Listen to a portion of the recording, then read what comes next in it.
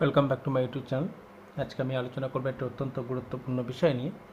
সেটি হচ্ছে দশম শ্রেণীর অভিষেক কবিতাটি ছোট প্রশ্নগুলো। আমি এর আগেই অভিষেকের তাৎপর্য বিশ্লেষণ করে দিয়েছি, তবে এখন আমি চেষ্টা করছি সেই তাৎপর্য সহ লাইন টু লাইন একটু বিশ্লেষণ করে দেওয়ার জন্য এবং ছোট প্রশ্ন যেগুলো আসে সেগুলো নিয়ে। তো যারা অলরেডি আমার চ্যানেল সাবস্ক্রাইব করেছেন তাদেরকে অসংখ্য ধন্যবাদ। যারা এখনও করেননি অবশ্যই যদি চ্যানেলটি ভালো লাগে সাবস্ক্রাইব করবেন। চলুন দেখা যাক এবারে যে ধরনের প্রশ্নগুলো তোমাদের আসে। প্রথমেই আসে যে অভিষেক কবিতাটি কার লেখা? মাইকেল মধুসূদন দত্তের লেখা। এটি কোন গ্রন্থের অন্তর্গত? মেঘনাদবধ কাব্যের গ্রন্থের অন্তর্গত। কততম সংখ্যা? না, এটি মেঘনাদবধ কাব্যের প্রথম স্বর্গ থেকে না হয়েছে। এখন আরেকটি প্রশ্ন এখান থেকে আসতে পারে যে এটি কত সালে প্রথম প্রকাশিত হয়েছিল? না, এটি 1861 খ্রিস্টাব্দে প্রথম প্রকাশিত হয়েছিল। চলো আমরা লাইন টু লাইন বিশ্লেষণ করব। প্রথমেই আছে, আমি একটু করে পড়ে তারপর সেখান থেকে প্রশ্নগুলো বলে দিচ্ছি। প্রথমে আছে দেখো, কনকাসন ত্যাজি বীরেন্দ্র কেশরী ইন্দ্রজিৎ প্রণমিয়া ধাত্রীর চরণে কহিলা কি হেতু মাত গতি তব আজি এ ভবনে কহ দাসে লঙ্কার কুশল। এখানে প্রশ্ন আসে যে বীরেন্দ্র কেশরী কে? বীরেন্দ্র কেশরী হচ্ছে ইন্দ্রজিৎ স্বয়ং। আচ্ছা, প্রণমিয়া ধাত্রী চরণে, ধাত্রী কে? তার চরণে প্রণাম করে কি জানিয়েছিল? ধাত্রী হচ্ছেন লক্ষ্মী দেবী, আরাধ্যা দেবী লক্ষ্মী দেবী। তার চরণে প্রণাম করে কি বলেছিল? না, কি উদ্দেশ্যে তিনি এখানে এসেছিলেন সেটা জানতে চেয়েছেন এবং লঙ্কার যে সকলে কুশল আছে সেটি তিনি জানতে চেয়েছেন। তারপরে লাইন দেখো, আবার শুরু করে একটুখানি বলে দিই এরকম করে আরেকটুগুলো প্রশ্ন। শ্রীচুম্বী ছদ্মবে শিয়ম্বুরা শিশুতা উত্তরিলা হাই পুত্র কি আর কহিব কনক লঙ্কার দশা ঘোরতর রণে হতপ্রিয় ভাই তব বীরবাহু বলি। আচ্ছা, এখান থেকে প্রশ্ন আসে অম্বুরাশি সুতাকে? না, অম্বুরাশি সুতা, অম্বুরাশি সুতা হচ্ছে লক্ষ্মী দেবীকে বলা হয়েছে। অম্বুরাশি সুতা কি উত্তরে কি বলেছিল? যে পুত্র তোমাকে কি বলবো, যে ঘোরতর রণে তোমার ভাই বীরবাহু, বীরবাহু বীরবাহুর পরিচয় আমরা পেয়েছি আগেই। বীরবাহু সেই লঙ্কার রাজ রাবণের যে পুত্র আর কি, বীরবাহু, সে বলি হয়েছে, অর্থাৎ সে হত হয়েছে। আর কি হয়েছে? না, তার শোকে মহাশোকে রাক্ষসাধিপতি সসৈন্যে সাজেন আজি যুজিতে আপনি। আর সেই শোকে, সেই শোকে রাক্ষসাধিপতি কাকে বলা হয়েছে? রাবণকে কথা বলা হয়েছে। তিনি কি করেছেন? না, সসৈন্যে অর্থাৎ সৈন্যদল নিয়ে সাজিয়ে যুদ্ধক্ষেত্রে যাওয়ার জন্য প্রস্তুত হয়েছেন। আর যুজিতে শব্দ, এখান থেকে আরেকটি প্রশ্ন আসে, যুজিতে শব্দের অর্থ কী? যুজিতে শব্দের অর্থ হচ্ছে যুদ্ধ করতে। তারপরে আরেকটু লাইনটা বলি, তারপরে আবার বলল জিজ্ঞাসিলা মহাবাহু বিস্ময় মানিয়া কি কহিলা ভগবতী কে বোধিল কবে প্রিয়ানুজে নিশারণে সংহারেণু আমি রঘুবরে খণ্ড খণ্ড করিয়া কাঠিনু বারিশে প্রচণ্ড স্বর বৈরী দলে তবে এ বড়তা, এ অদ্ভুত বড়তা জননী কোথায় পাইলে তুমি শীঘ্র কহ দাসে। এখান থেকে যে প্রশ্নগুলো আসে, প্রথমেই আসে জিজ্ঞাসিল মহাবাহু বিস্ময় মানিয়া। মহাবাহুকে তিনি বিস্ময় মানার কারণ কি? না, মহাবাহু হতে ইন্দ্রজিৎ স্বয়ং নিজে। বিস্ময় মানিয়া, কেন তিনি বিস্ময় মানিয়েছিলেন? না, বিস্ময়ের শব্দ হচ্ছে যে তার ভাই বীরবাহুর মতো যোদ্ধাকে কীভাবে রামচন্দ্রের মতো একজন সাধারণ নর তিনি হত্যা করতে পেরেছিলেন। কি কহিলা ভগবতী? ভগবতী শব্দের অর্থ হচ্ছে লক্ষ্মী দেবী, ভগবতীকে বলা হয়েছে। কে বোধিল কবে প্রিয়ানুজে, এবং তাকে কি বিস্ময় মানে কি জিজ্ঞাসা হয়েছিল যে কে কাকে বধ করেছিল সেটা জিজ্ঞেস করেছিল। তারপর প্রশ্ন দেখো, নিশারণ সংহারিণী আমি রাখো পরে খণ্ড খণ্ড করিয়া কাটিনি।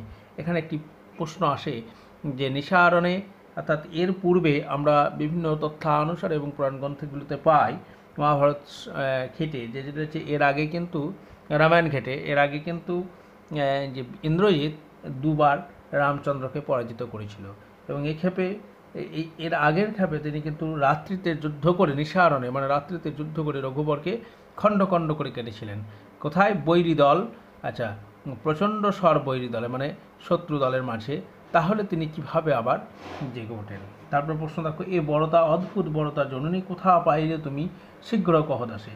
এ বড়তা অদ্ভুত বড়তা, কোনটাকে বড়তা বলা হয়েছে? বড়তা মানে বর্বরতা, অর্থাৎ এই নির্মমতা কোনটাকে বলা হয়েছে? না, যে মানুষ মারা গেছে সে আবার কি করে যুদ্ধে ফিরতে পারে, এই এবং এর মতো মহান মানুষের ক্ষেত্রে কী করে হত্যা করাইতে পারে সেটিকেই বরতা বলা হয়েছে। তারপর আবার একটু দেখো, আচ্ছা, কোথায় পাইলে তুমি শীঘ্র, আচ্ছা, রত্নাকর রত্নতম ইন্দ্র সুন্দরী উত্তারিলা হয় পুত্র মায়াবী দানব সীতাপতি তব স্বরে মরিয়া বাঁচিল।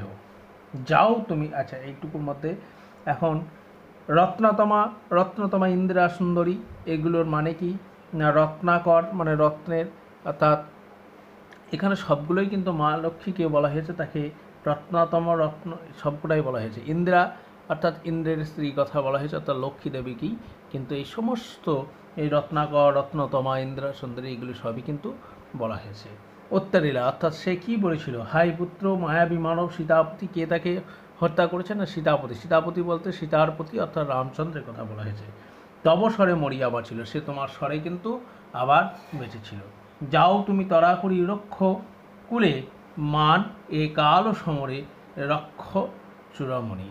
অর্থাৎ এখানে রক্ষ চূড়ামণি কাকে বলা হয়েছে এবং কেন না, রক্ষা চূড়ামণি বলা হয়েছে ইন্দ্রজিৎকে। এখানে কাল সমরে কেন বলা হয়েছে না, কাল সমরে বলা হয়েছে এখানে যে যুদ্ধ শুরু হয়েছে সেই সময়টাকে কাল সময়, রাম এবং রামচন্দ্রের সঙ্গে যে রাবণের যে যুদ্ধ শুরু হয়েছে সেটি কাল সমরে বলা হয়েছে। তারপরে এই কথা শুনে কি করেছিল দেখো, ছিলা কুসুমদাল রসে মহাবলী মেঘনাদ ফেলাইয়া কনক বলয় দূরে পদতলে পরিশোভিত কুণ্ডল যথা অশোকের ফুল অশোকের তলে আভময়। এখান থেকে যে প্রশ্ন আসে যে এই বীরবাহুর মৃত্যুর সংবাদ শুনে ইন্দ্রজিৎ কীরকম আচরণ করেছিল না, তিনি কুসুমদাল অর্থাৎ তার যে গলার মালা রোষ সেগুলো সব ছিঁড়ে ফেলেছিল, সোনার বলয় অর্থাৎ যে সোনার যে অলঙ্কার সে পড়েছিল সেগুলো দূরে ফেলেছিল, আর সেগুলো কেমন স্বভাবিত হচ্ছিল যেন মনে হচ্ছিল অশোকের ফুল অশোক গাছের তলায় পড়ে আছে। এগুলো হচ্ছে তার আচরণ, অর্থাৎ সে যেভাবে আচরণ করেছিল সেটা বলা হয়েছে। ধিক মোড়ে কহিলা গম্ভীরে কুমার, হায় ধিক মোড়ে, এখান থেকে প্রশ্ন আসে ধিক মোড়ে কহিলা, ধিক মোড়ে তাকে নিজেকে ধিক বলা হয়েছে কেন না, যে সময় এরকম কাল সময় চলছে সেই সময়ে সে কি করেছে না, সে তার নিচেতেই আছে বৈরী দল বেড়ে স্বর্ণ লঙ্কা হেতা আমি বামাদল মাঝে। বামাদল শব্দের অর্থ হচ্ছে নারীদের মাঝে, অর্থাৎ যেখানে সেনাদলরা শত্রু দ্বারা লঙ্কা আক্রান্ত হয়েছে সেখানে সে কী করছে না, বামাদল অর্থাৎ নারীদের মাঝে প্রমোদ কাননে মত্ত হয়েছে, তাই নিজেকে ধিক্কার জানিয়েছেন। আর সে নিজের পরিচয় কি বলেছে, এই কি সাজে আমার এ দশানাত্মজ, অর্থাৎ আমি রাবণের দশানাত্মজ, আমি রাবণের পুত্র, আমার কি এই সব সাজে। তারপরে তিনি রথে চলে যাচ্ছেন, তার বর্ণনায় বলেছেন কি যে আমি ইন্দ্রজিৎ আনো রথ তরা করি ঘুচাইব এই অপবাদ বোধি রিপুকুলে। এখান থেকে প্রশ্ন আছে ঘুচাইব অপবাদ, তিনি কিভাবে অপবাদ ঘুচাইতে চান না বোধি রিপুকুলে। রিপুকুলের শব্দের অর্থ কী, রিপুকুলের শব্দের অর্থ হচ্ছে শত্রু, অর্থাৎ শত্রু হচ্ছে রামচন্দ্রকে বধ করে তিনি তার এই অপবাদ ঘুচাইবেন। সাজিলা রথীন্দ্রব বীর আভরণে, আচ্ছা এখান থেকে একটি প্রশ্ন আসে যে সাজিলা রথীন্দ্রব বীর আভরণে, রথীন্দ্রব বলতে কাকে বোঝানো হয়েছে, সে কীভাবে সেজে, তা পুরো লাইনটা একটুখানি বিশ্লেষণ করে দিলে তোমরা বুঝতে পারবে যে রথীন্দ্রব বলতে কাকে বলা হয়েছে, ইন্দ্রজিৎ স্বয়ংকে বলা হয়েছে। সে কেমনভাবে সেজেছে না, হৈমবতী সুতা যথা নিশীতে তরাকিন মহাসুর কিংবা যথা বৃণহলারপি কুড়িটি বিরাট পুত্র সহ উদ্ধারিত গোধন সাজিলা সুর সমীবৃক্ষমূলে। এখানে খুব পৌরাণিক কাহিনীগুলো অ্যাড করা আছে। হৈমবতী সুতা মানে হৈমবতী সুতা হৈমীর সুতা, অর্থাৎ এখানে পার্বতীর সুতা, অর্থাৎ কুমার কার্তিকের কথা বলেছে। সে যেমন তারকাসুরকে বধ করার জন্য জন্মগ্রহণ করেছিল এবং বধ করেছিল, সেই রকম বীর সাজে এখানেই বলা হয়েছে রথীন্দ্র স্রব বীর মানে হচ্ছে বীর সাজে আর কি, কেমন সেই রকম কার্তিকের মতো সেজেছিল। কিংবা কি বৃণহলারূপী কিরীটি, কিরীটি হচ্ছে স্বয়ং অর্জুন যখন পঞ্চপাণ্ডব অজ্ঞাতবাসে ছিল তখন কিন্তু কিরীটির ছদ্মবেশ ধারণ করেছিল, নপুংসক আর কি। বৃণহলারূপী শব্দের অর্থ হচ্ছে এখানে নপুংসক, তো নপুংসক ছদ্মবেশ ধারণ করেছিল এবং বিরাট রাজের কন্যাকে তিনি গান নাচ শেখাইতেন। কিন্তু সেই বিরাট পুত্র উত্তরাকে যখন যারা পাণ্ডবরা কৌরবরা যখন আক্রমণ করেছিল তাদের সেই সৈন্য নিয়ে, তখন কিন্তু তিনি তাদেরকে কী করেছিলেন না উদ্ধার করেছিলেন, সেই রকম বিরাট যুদ্ধ করার জন্য এটা বলেছেন। তবে কী বলেছেন তার জন্য সেই বৃক্ষ বলা হয়েছে সমীবৃক্ষ মানে এখানে একটি লাইন আছে সমীবৃক্ষ গুণ, সমীবৃক্ষ মানে হচ্ছে লতা পাতায় বাকল জাতীয় যে গাছ। এখানে একটি পৌরাণিক কাহিনী তোমাদের আরও যোগ আছে। এই যে বললাম অজ্ঞাতবাসে যাওয়ার আগে তারা যখন বিরাট রাজ্যে পৌঁছেছিল, তারা এক একজন এক এক রকমভাবে সেজে গিয়েছিল। হ্যাঁ, তো ভীম যেমন সেই ঘোড়ার দেখভাল করতো, সেরকম এক একজন এক এক রকম সেজে গিয়েছিল। এবং তারা যাওয়ার আগে তাদের যে অস্ত্রশস্ত্রগুলো ছিল একটি কাপড়ের মধ্যে বেঁধে তারা সেই সমীবক্ষ একটি গাছ ছিল, শিমুল গাছ ছিল, সেই গাছের মধ্যে দিয়ে কিন্তু তারা সব সেগুলো তুলে রেখে দিয়েছিল আর কি। ঠিক আছে, তো এরকমই একটা বর্ণনা এখানে তোমাদের দেওয়া হয়েছে। আর কি বলা হয়েছে, মেঘবর্ণ রথ, রথটা যেন মেঘের মতো বর্ণ রথ, চক্র বিজলির ছটা, চাকাটা বিজলির মতো ছটা ঝরছে, ধ্বজ ইন্দ্রচাপারূপী, ইন্দ্রচাপরূপী মানে ইন্দ্রের যে ধ্বজ আর কি, ইন্দ্রের যে ধ্বজা যে সেটা বলা হয়েছে। তুরঙ্গম বেগে মানে ঘোড়া প্রচণ্ড বেগে যাচ্ছে, আশুগতি মানে বাতাসের সঙ্গে প্রচণ্ড তীব্র বেগে ছুটে যাওয়ার কথা বলা হয়েছে। এখানে প্রত্যেকটি সাজের কথা এখানে বলা হয়েছে। তাহলে কেমনভাবে যুদ্ধের সাজের কথা বলা হয়েছে, যুদ্ধের সাজের কথা কেমনভাবে বলা হয়েছে, অর্থাৎ সে তারকাসুরের মতো, হৈমবতী সুতা অর্থাৎ কার্তিকের মতো বীর সাজে, অথবা কীরকম করে যে বৃণহলারূপী কিরীটির মতো সাজ করে তিনি যেন গোধান উদ্ধার করার মতো কিন্তু তীব্রভাবে আসছেন। এবং তার সেই যে রথ ছিল সেখান থেকে বিজলির ছটা ছড়িয়ে পড়ছিল চারিদিকে। এবং তার যে গতি ছিল সে গতি ছিল তীব্র, বাতাসের মতো, সেটাই কথা বলা হয়েছে। রথে চড়ে বীর চূড়ামণি বীর দর্পে হেনকালে, যখন রথে চড়ছেন হেনকালে প্রমীলা সুন্দরী। আচ্ছা, তাহলে এখানে একটি প্রশ্ন আসে যে হেনকাল বলতে কোন সময় গল্প, যখন যে সময় কি রথে চড়ে বীর চূড়ামণি মানে ইন্দ্রজিৎ যখন উঠতে যাচ্ছে সেই সময়টাকে বীর চূড়ামণি বলা হয়েছে। কি প্রশ্ন বলেছে, ধরিপতি করযুগল হাই যেমতি।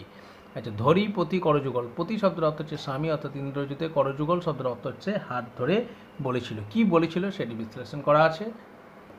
এর যে বিশ্লেষণ করা হয়েছে প্রত্যেকটি শব্দ থেকে অর্থ আসে লাইন থেকে আর কি, এবং সের মানেগুলো জানলে পারি হয়ে যায়। কি বলা হয়েছে যে হেমলতা আলিঙ্গিয়ে তরু কুলেশ্বরে, হেমলতা মানে স্বর্ণলতা যেমন আলিঙ্গন করে অর্থাৎ জড়িয়ে থাকে, তরু কুলেশ্বরে মানে বড় বৃক্ষকারে, কহিলা কাঁদিয়া ধনী, ধনী শব্দের অর্থ কী, ধনী শব্দের অর্থ হচ্ছে নারী আর কি। ঠিক আছে, তো সেই নারী মানে এখানে কে না, নারী শব্দ অর্থ হচ্ছে এখানে প্রমীলা সুন্দরী, অর্থাৎ সে তার স্বামীর করযুগলে জড়িয়ে ধরেছিল। কেমনভাবে ধরেছিল না, যেমনভাবে ওই স্বর্ণলতা বড় গাছে জড়িয়ে থাকে সেরকমভাবে তাকে জড়িয়ে চলেছিল।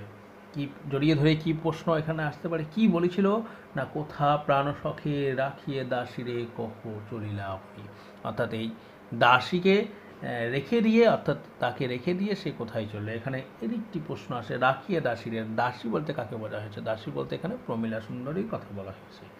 কেমনে ধরিব প্রাণ তোমাবিরহ হে অভাগী, এখানে আবার প্রশ্ন আসে, অভাগী বলতে কাকে বলা হয়েছে, অভাগী বলতে প্রমীলাকেই বলা হয়েছে।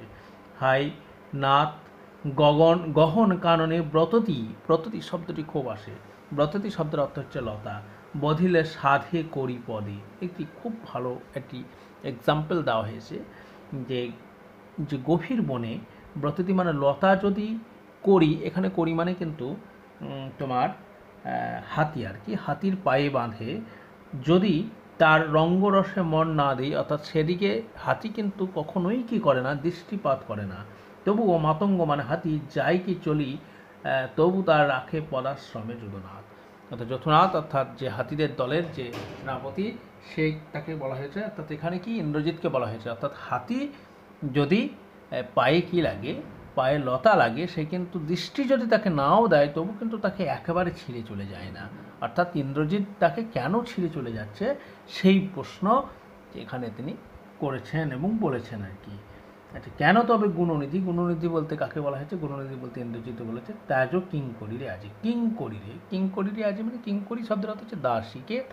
কে দাসী, ইন্দ্রজিতের পত্নী প্রমীলা ইন্দ্রজিতের দাসী, সে কথা বলেছে। হাসি উত্তরিলা মেঘনাদ, হাসি, আচ্ছা হেসে উত্তর দিলেন মেঘনাদ, মেঘনাদকে ইন্দ্রজিৎ স্বয়ং, তিনি কি উত্তর দিয়েছিলেন না, ইন্দ্রজিতে জিতে তুমি সতী বেঁধেছে দৃঢ় বাঁধনে, কে পারে খুলিতে, কে বাঁধে, সে বাঁধে।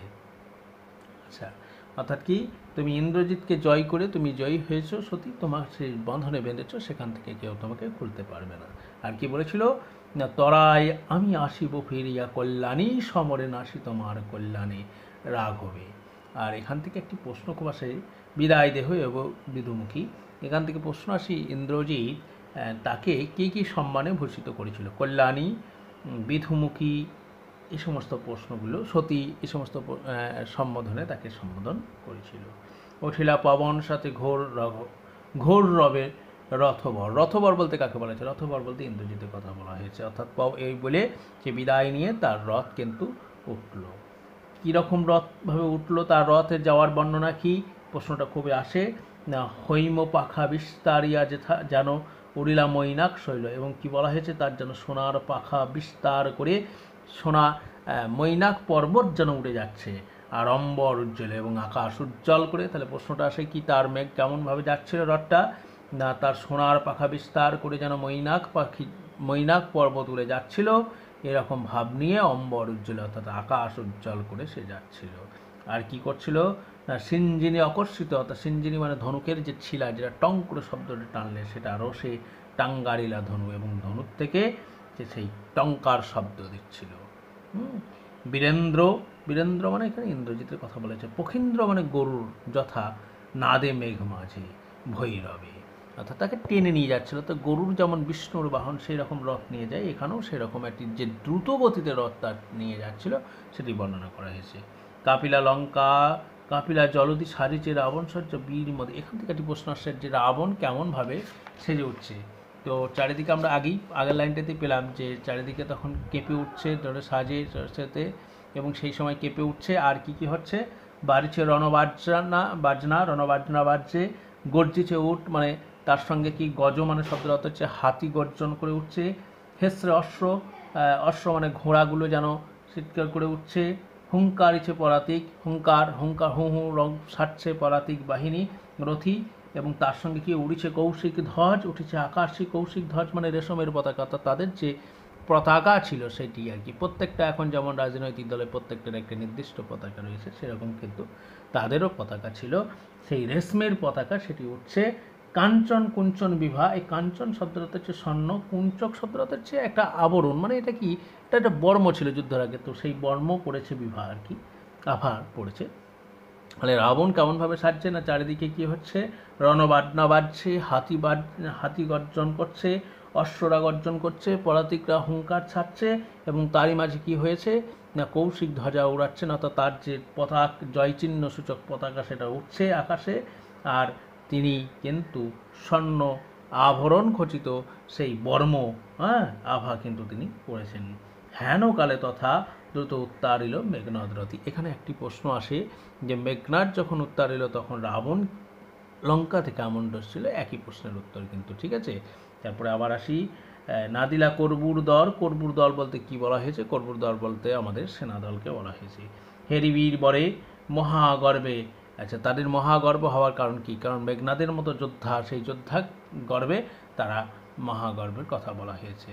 কি বললো দেখো, আচ্ছা নামী পুত্র পিতার চরণে, এখানে একটি প্রশ্ন আসে, নামী পুত্র পিতার চরণে, এখানে পুত্রকে পিতাকে, পুত্র হলো কে? অভিষেক ইন্দ্রজিৎ, এবং পিতা হলো আমাদের লঙ্কারাজ। আচ্ছা, করজোরে কহিলা কি করেছিল?